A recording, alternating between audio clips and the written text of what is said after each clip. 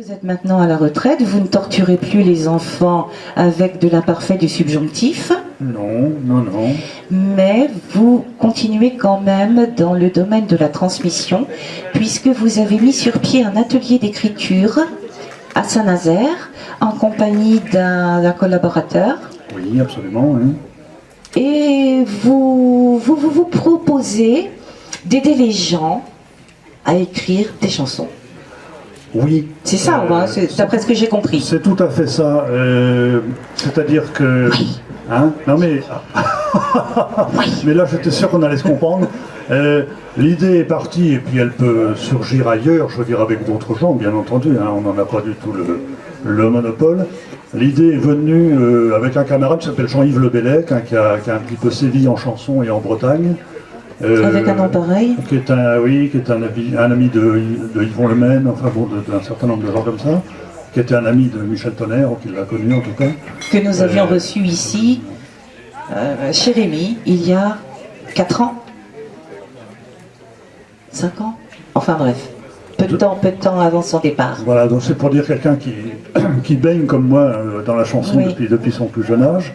Et donc, à deux, on s'est proposé de lancer ce travail d'atelier. Bah, c'est tout bête, on a fait un article dans la presse, on a fait un appel d'offres aussi, on peut dire. Et puis, on a proposé donc à des gens qui pourraient être intéressés de nous rejoindre, mais pour travailler, que c'est vraiment des boulots, hein, si on peut dire les choses directement.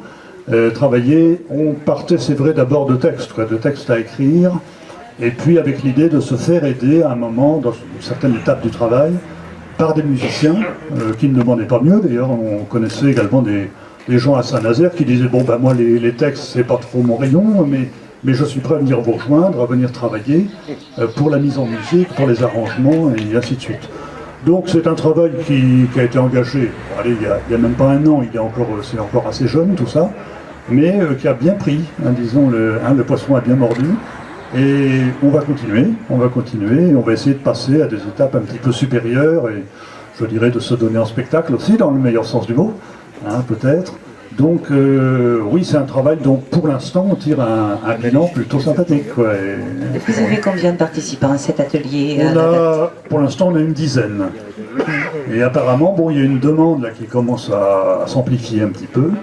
Donc il n'est pas impossible qu'on fonctionne en 2 groupes par la suite. Enfin bon, on va voir comment on peut arranger ça. Hein, mais de toute façon, on va donner suite, oui, c'est certain. Hein. Et ça occupe les retraités que vous êtes? Ça occupe bien, oui. Ça occupe bien. Hein, bien sûr, on parle souvent d'activités de loisirs, avec quelquefois l'idée en arrière-plan, puis on fait ça un petit peu les doigts dans le nez. C'est du travail quand même, hein, mais on le fait avec passion.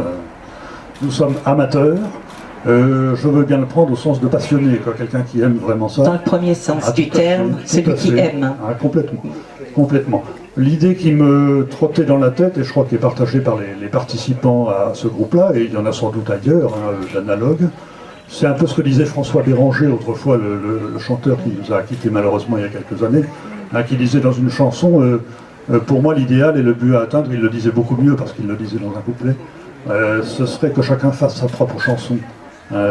Bien entendu, les professionnels, ceux qu'on appelle les vedettes, les stars, ils existent, ils ont leur mérite, ils ont leur rôle, et puis s'ils n'étaient pas là comme locomotive, nous on ne ferait pas grand-chose sans doute.